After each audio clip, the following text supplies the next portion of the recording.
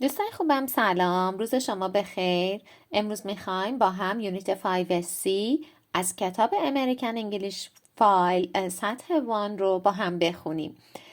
گرامر این قسمت اومده سیمپل پرزنت رو در مقابل پرزنت کانتینیوس قرار داده و خواسته یک بار دیگه ریویو بکنه تا کاملا متوجه بشین که سیمپل پرزنت چه فرقی با پرزنت کانتینیوس میکنه. ما هم مفصل در موردشون صحبت کردیم، فقط یه ریویو کوتاه روش انجام میدیم.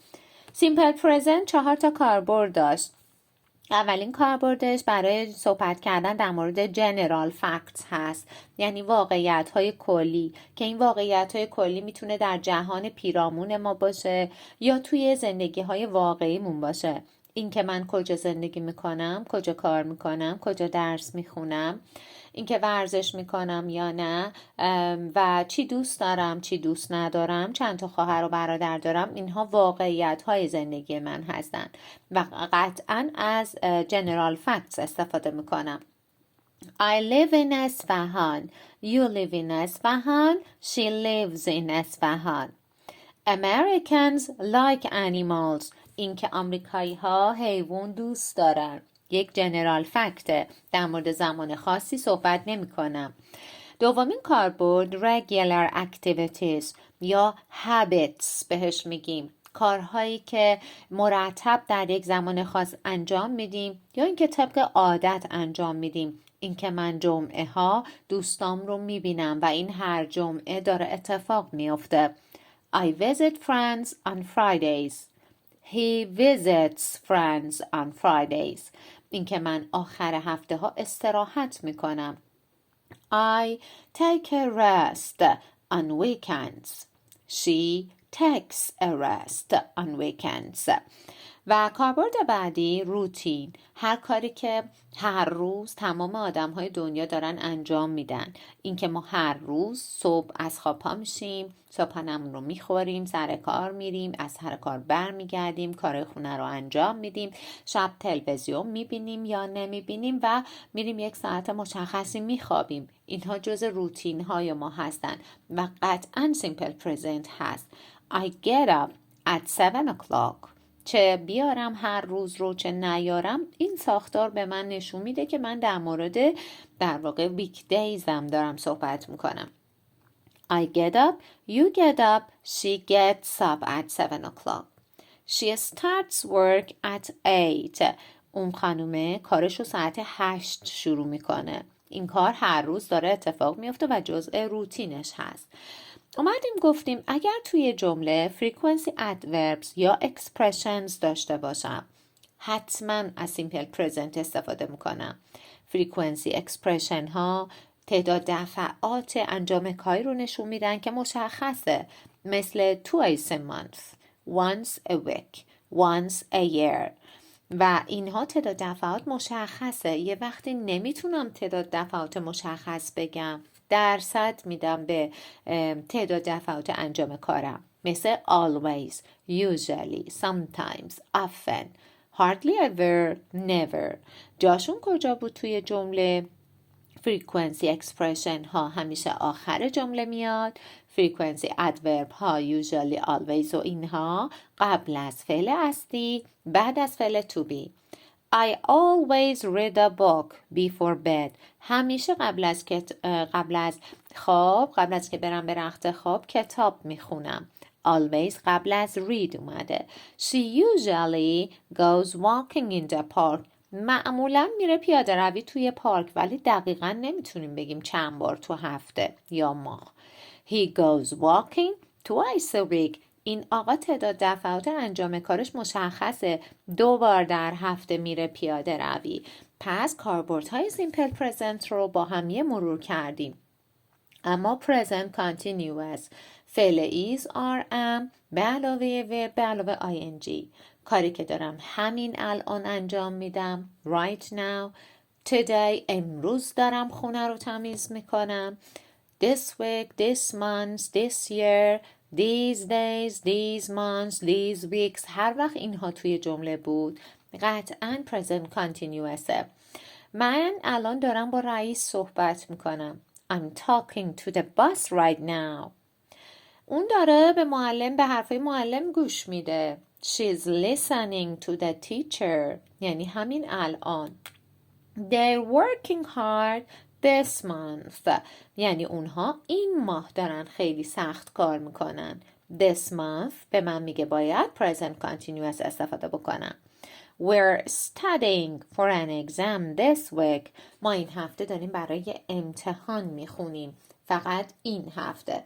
پس ریویو شده، فرم های منفی، yes no question، WH questionش مفصل صحبت شده تو پست های قبلی.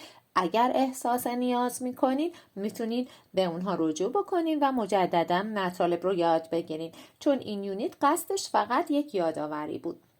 منم براتون یه تمرینی در واقع آماده کردم که دوست دارم این رو یک لحظه صحبت‌های من رو پاز بکنید و جاهای خالی رو با فرم صحیح فعل ها پر بکنید که قرار سیمپل پرزنت استفاده بکنید یا پرزنت کانتینیوس.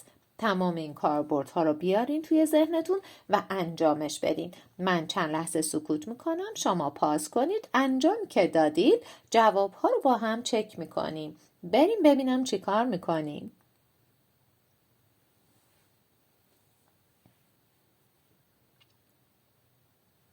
خب امیدوارم پاس کرده باشین، تمرین ها رو انجام داده باشیم که ما الان با هم چکشون بکنیم. نمبر 1 میگه please be quiet. لطفاً ساکت باش. یعنی همین الان. من دارم کار میکنم. now رو هم دارم. please be quiet هم به من نشون میده در مورد همین الان داره صحبت میکنه. قطعا present continuous. I'm working now. نمبر 2 میگه at the moment همین الانه، در حال حاضر. پس باز هم چون دارم در مورد همین الان صحبت میکنم present continuous هست و فرم منفی it isn't raining at the moment. در حال حاضر بارون نمیاد. This shop opens at 8 and closes at 6. به طور کلی دارم قانون این فروشگاه رو میگم. یه جنرال فکت، در مورد الان حرف نمیزنم. کلا فروشگاه ساعت 8 باز میکنه، ساعت 6 هم میبنده. پس simple present. She always goes to school by bike. always دارم توی جمله، قطعا در واقع simple present هست. She always goes to school. PST The baby is sleeping. PST یک حالت در واقع abbreviation هست، تو محاوره استفاده میشه و مخفف please send tell هست. یعنی لطفاً با پیام به من بگو چی کار داری. بچه داره میخوابه. پس چون دارم در مورد همین الان صحبت میکنم PST لطفاً با پیام به هم بگو The baby is sleeping. بچه داره میخوابه. Tom always gets up early in the morning. Gets up میارم به خاطر always توی جمله که به من میگه simple present. Look, Peter is juggling. میگه نگاه کن، پیتر داره شیرینکاری میکنه، داره تردستی میکنه. juggle. پس چون look دارم و همین الان میگه نگاه کن اونجا رو، پس قطعا present continuous. They are having lunch. They are having their lunch at the moment. در حال حاضر دارن نهار میخورن. پس are having. She often eats meat. often یک frequency adverb نشان دهنده simple present. پس باید eats به کار ببرم. I rarely go to bed before midnight. Rarely دارم. Rarely هم مثل frequency adverb های دیگه در واقع همون کاربرد رو داره. معنی hardly ever رو میده. یعنی به ندرت. پس قطعا simple present. I rarely go to bed. نمیتونم present continuous به کار ببرم. Pete smokes 19 cigarettes a day. بچه ها دارم در مورد frequency صحبت میکنم. A day. 19 cigarettes a day 19 تا سیگار در روز و یک frequency expression هست. پس قطعاً smokes میشه، یعنی simple present. Jack never has breakfast in the morning. چرا has میگم؟ به خاطر never که یک frequency adverb هست. Look, somebody is swimming in the cold water. چون look دارم، نگاه کن اونجا رو، یکی داره تو رودخونه آب سرد شنا میکنه و این به من میگه همین الان داره اتفاق میفته. پس قطعاً present continuous. Somebody is swimming. What are you doing now? داری چی کار میکنی؟ چون کلمه now رو دارم، time expression now اومده توی جمله، یعنی همین الان و قطعاً present continuous. What are you doing? She usually wears black clothes. معمولا لباس مشکی میپوشه. چون usually دارم قطعاً simple present. Anne often plays tennis. اغلب ان تنیس بازی میکنه. به خاطر often قطعا simple present. Listen, the boy is singing a nice song. گوش بده، پسره داره یه آهنگ خوشگل میخونه. چون همین الانه، همین الان دارم بهت میگم گوش کن، صداش داره میاد. پس قطعا present continuous. Is singing. The earth moves around the sun. بچه یک جنرال فکت، زمین به دور خورشید میگرده، یک واقعیت و یک قانون کلی هست. قطعا simple present moves. Ice melts in the sun. بچه ها یخ توی خورشید ذوب میشه، آب میشه. melt آب شدن، ذوب شدن. یک جنرال فکت، باید simple present برش به کار ببرم. Ice melts. چون ice خودش singular third personه، سوم شخص مفرده. Sandy is always late. سندی همیشه دیر میکنه.